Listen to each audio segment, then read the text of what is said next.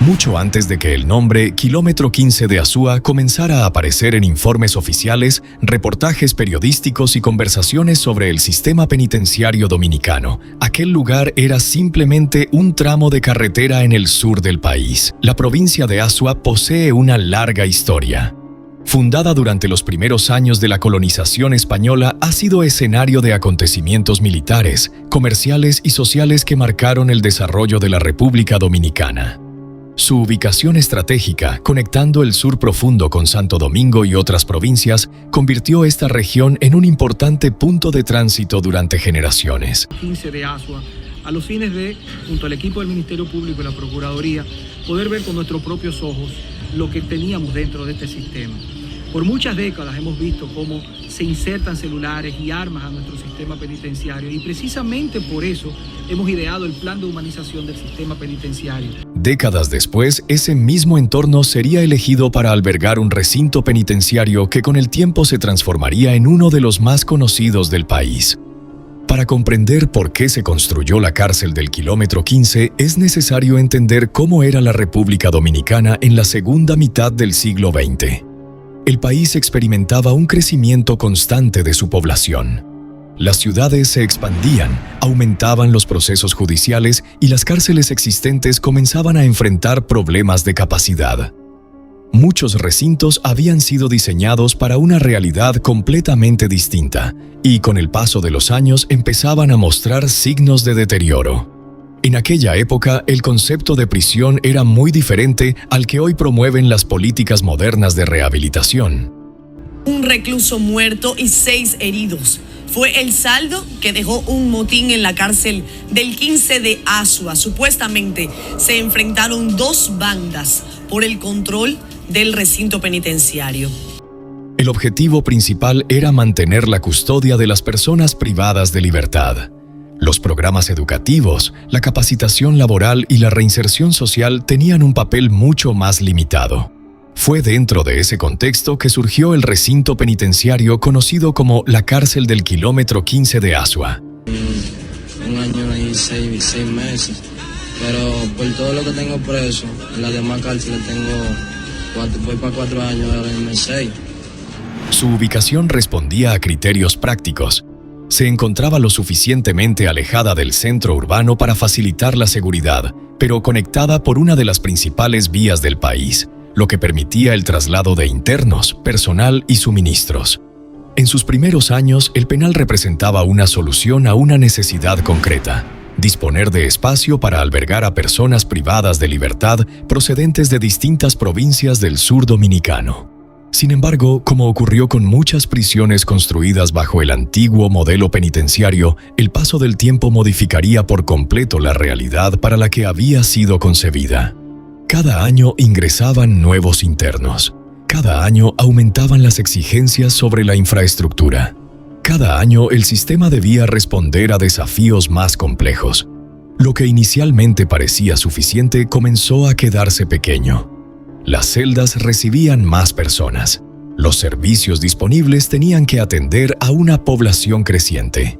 El mantenimiento de las instalaciones se hacía cada vez más difícil.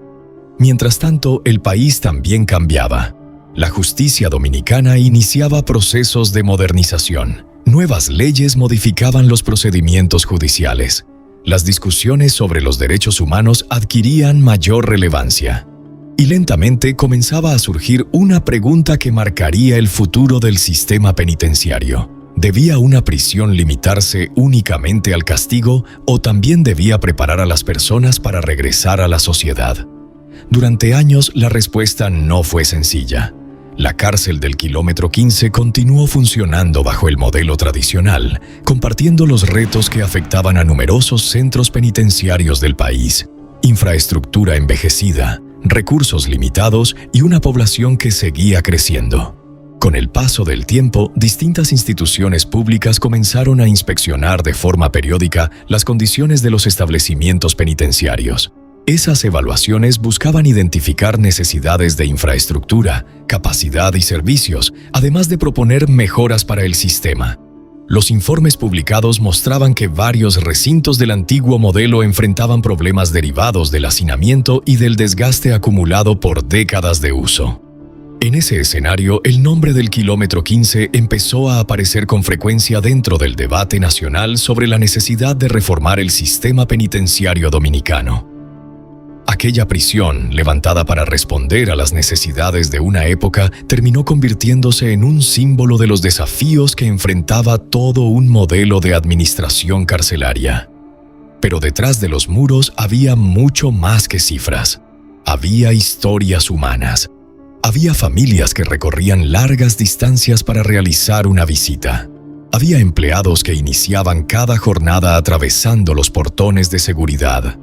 Había personas que esperaban una sentencia y otras que cumplían condenas de varios años. La cárcel era al mismo tiempo un lugar de custodia y un reflejo de los problemas estructurales del sistema de justicia penal. Con el correr de los años, el kilómetro 15 dejaría de ser solo un centro penitenciario del sur para convertirse en un referente obligado cuando se hablaba de la necesidad de transformar las prisiones dominicanas. Ese proceso de cambio, sin embargo, no ocurrió de un día para otro. Fue el resultado de décadas de experiencias, debates, diagnósticos y reformas impulsadas por distintas instituciones.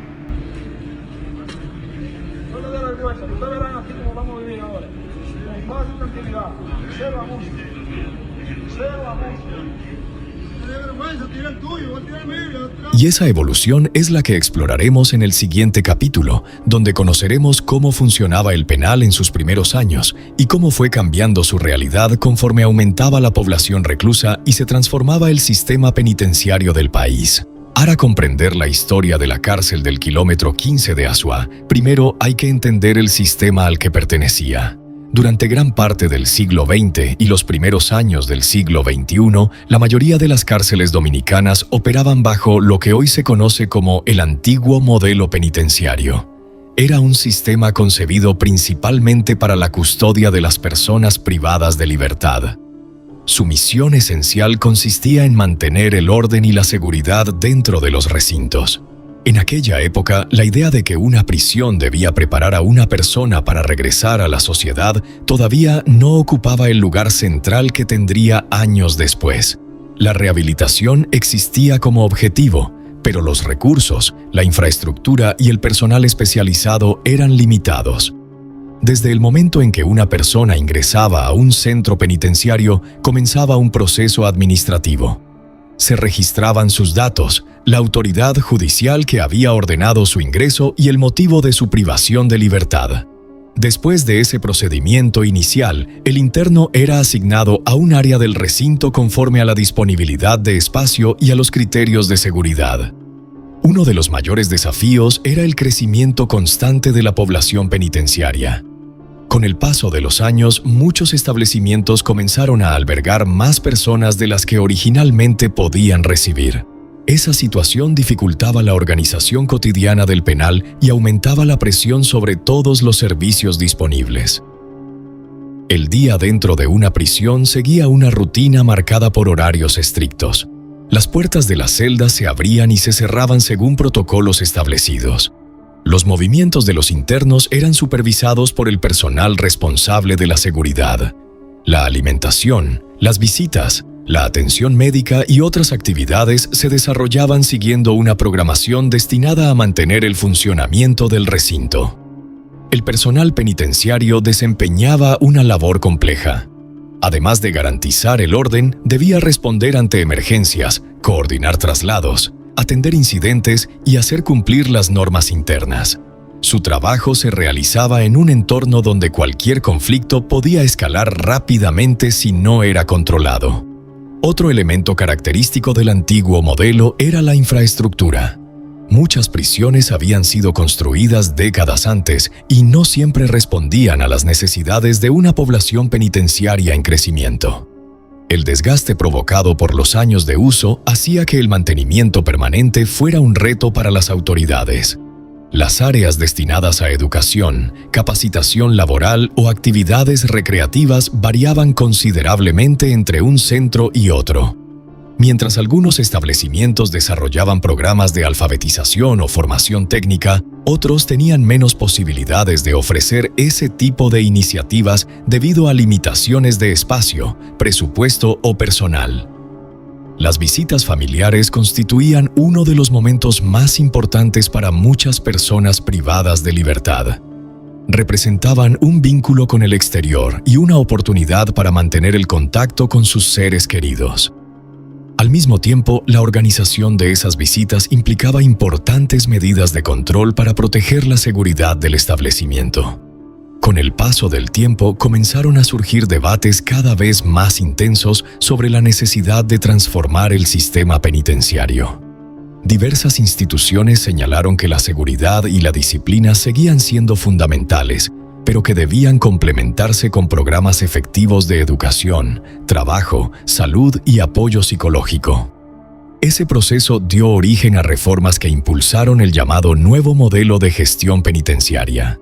El propósito era fortalecer la profesionalización del personal, ampliar las oportunidades de rehabilitación y mejorar las condiciones de funcionamiento de los centros penitenciarios. La transición no ocurrió de manera inmediata. Durante años coexistieron establecimientos administrados bajo el antiguo modelo con otros que incorporaban las nuevas políticas. Ese periodo de cambio marcó una etapa decisiva en la evolución del sistema penitenciario dominicano. Comprender cómo funcionaba el antiguo modelo permite entender por qué las reformas fueron consideradas necesarias. También ayuda a explicar los desafíos que enfrentaban muchos recintos y el contexto en el que se desarrolló la historia de la cárcel del kilómetro 15 de Asua. En el siguiente capítulo analizaremos cómo esas transformaciones comenzaron a modificar la administración penitenciaria y qué impacto tuvieron en el futuro del sistema de corrección y rehabilitación en la República Dominicana. Le queremos hacerle un llamado a la sociedad, porque vemos en el noticiero muchas personas supuestamente desesperados porque tienen 7 días en cuarentena y que quieren salir, que están vueltos locos. Por favor, le pedimos que por favor tengan conciencia de sí mismos para que así nos podamos proteger a todos. Porque si usted se infecta, usted sigue infectando más gente con ese virus. Por favor, tú tienes 7 días en tu casa. Nosotros tenemos 8, 9, 10 años aquí en la cárcel del 15 de Asua. Y estamos vivos y estamos bien, gracias a Dios. Por favor, ten conciencia, no salga de casa. Hazlo por ti y por tu familia. Las cárceles son lugares donde conviven cientos o, en algunos casos, miles de personas bajo un mismo sistema de reglas. Cuando la infraestructura envejece, la población aumenta por encima de la capacidad prevista y los recursos resultan insuficientes, cualquier incidente puede convertirse rápidamente en una situación crítica. Durante décadas, el sistema penitenciario dominicano enfrentó desafíos que iban mucho más allá de la vigilancia diaria. El crecimiento de la población privada de libertad obligó a las autoridades a replantear la manera en que funcionaban los centros penitenciarios. Uno de los mayores riesgos dentro de cualquier prisión es la pérdida del control operativo. Un corte de energía, una discusión entre grupos de internos, el ingreso de objetos prohibidos.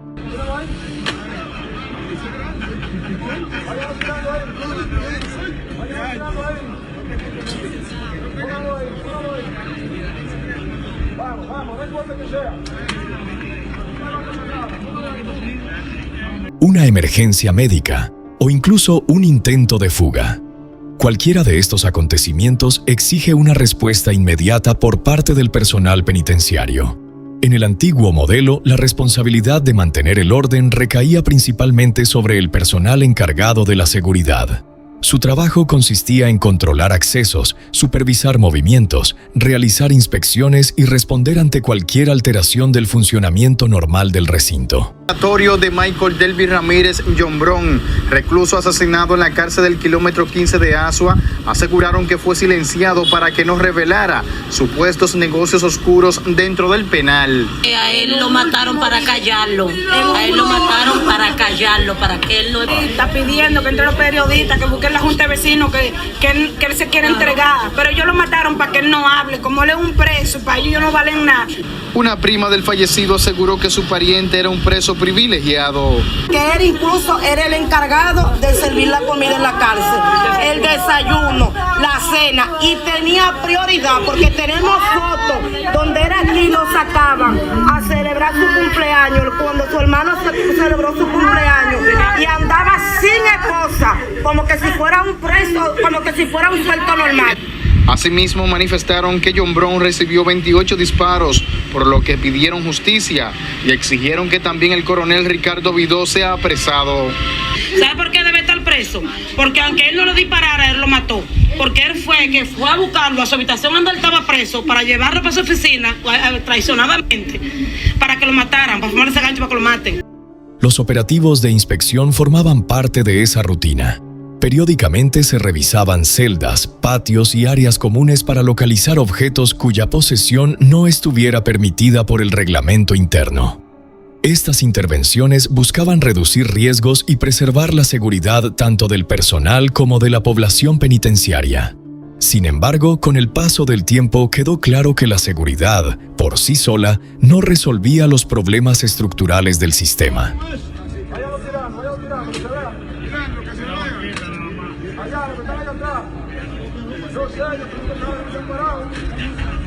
Yo conozco a gente que están ahí clavados. Ahora bien, hagan otra cosa. Ahora vamos a conteo y es enchapado. Para que se quedó con algo ahí, y de ahí, porque se ponen un contador y ahora está todo el mundo entrando. No pasa la vergüenza allí. No la pasen allí entrando. Estamos a tiempo. Estamos a tiempo. No pasen la vergüenza entrando. Ok, ya no quiere más, ya no hay más, ¿verdad? No. Dale tiempecito allá. No le dé vergüenza. Dale tiempecito que es para atrás. No le dé vergüenza. Tienen chance de ir a hacerlo buscando, no más. Ahora sí. Tienen oportunidad para que lo busquen hacer. El hacinamiento seguía aumentando, la infraestructura continuaba deteriorándose y la necesidad de ampliar los programas de rehabilitación era cada vez más evidente. Diversos informes elaborados por instituciones públicas señalaron la importancia de modernizar los establecimientos penitenciarios, fortalecer la atención médica, ampliar el acceso a la educación y crear más oportunidades de capacitación laboral para las personas privadas de libertad. El debate dejó de centrarse únicamente en construir más cárceles. La discusión pasó a enfocarse en qué tipo de sistema penitenciario necesitaba realmente el país. Esta es la que menos tiene. El único lugar dentro del penal donde los presos pueden respirar un poco de paz es una pequeña e improvisada iglesia evangélica ubicada en el estrecho pasillo del segundo nivel del recinto. A partir de esa reflexión comenzaron a impulsarse reformas dirigidas a profesionalizar la administración penitenciaria y a desarrollar un modelo que combinara la seguridad con la reinserción social. El llamado nuevo modelo de gestión penitenciaria buscó incorporar personal especializado, programas educativos, formación técnica, atención psicológica y mecanismos de seguimiento para favorecer la preparación de los internos antes de recuperar su libertad. Él me dijo que me iban a hacer una cirugía hoy, porque una de las puñaladas que me dieron parte adelante me hizo como un drenaje de sangre. En ese motín resultó herido el recluso Yael Tapia, de un machetazo y una puñalada. Yo no tuve problema con ninguno y a mí me dieron una puñalada ahí, me dieron un machetazo atrás y a otro compañero mío le dieron una puñalada también de lado a lado. El que me dio se llama Misael de la capital, y el otro le dicen La Bala. Según lo que declara Chael, todo se debe a que un recluso conocido como Ramón se disputa el control de la cárcel con el nombrado Memín. Supuestamente hay otro jefe que quiere mangar a la cárcel y sacar el probo que está. Entonces está organizando algo clandestino para armar motín y pleito para que saquen al jefe. ¿Entiendes? Hay como una banda, otra banda organizada, aparte del jefe, que es el que controla y representa la cárcel. Hay otra organización dentro que quiere hacerle daño a él para trasladarlo. En tanto que el recluso herido manifestó también que mi vida en el 15 de Asua en la cárcel corre peligro, porque así como me pasó eso ayer en la cárcel del 15 de Asua, me puede pasar algo peor, porque ahora mismo no hay una seguridad estable allá en el 15 de Asua que pueda darle protección a uno, que por lo menos la autoridad del coronel y el alcalde, que está flojo, el coronel está flojo, ¿entiendes? El alcalde es buena gente, pero el alcalde la hora que pasó el problema, Luis no estaba ahí, era una buena persona. ¿Por qué tú dices que el coronel está flojo? Porque cuando se toman cosas así, que pasan causas así, hay que tomar cierta represiva para que el otro recluso pueda ver que hay ejemplo y hay organización que representan. Entonces el coronel prácticamente no hizo nada. La transición fue gradual. Durante varios años coexistieron establecimientos del antiguo modelo con centros diseñados bajo los nuevos estándares. Ese proceso representó uno de los cambios institucionales más importantes en la historia reciente del sistema penitenciario dominicano.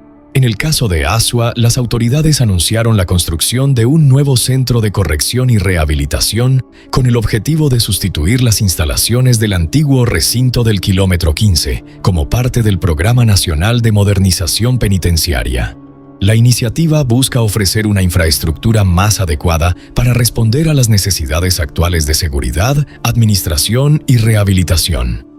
Aún así, los desafíos continúan. La sobrepoblación penitenciaria, la necesidad de mantener instalaciones en buen estado, la capacitación permanente del personal y la expansión de programas de reinserción siguen siendo temas presentes en el debate público. La historia del kilómetro 15 de Asua no puede entenderse únicamente como la historia de un edificio.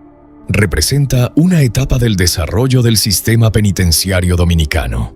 Un sistema que ha cambiado con el tiempo y que continúa evolucionando para responder a nuevas exigencias sociales, jurídicas e institucionales.